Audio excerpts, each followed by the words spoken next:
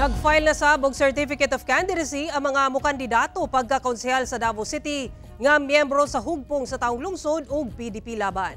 Sa 1st District, nag-file sa ilang COC ang anak ni incumbent Councilor Edgar Ibuyan nga si Ragde Ibuyan ug ang apo ni incumbent Councilor Pilar Braga nga si T. Corsina.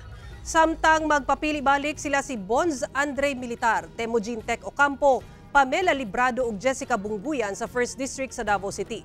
Re-election ni Sub-Isip Councilor sa 2nd District sila si Al Ryan Alejandre, Louis John Bungbuyan, Richlyn Hustol Bagilod ug Jonard Dayap. Mudagan sab nga konsehal sa 2nd District ubos sa PDP laban sila Jimmy Dureza, Barangay Lasang Chairman Alan Simuag, Barangay Kapitan sa Panakan nga si Dose Apostol ug si Maha Enriquez.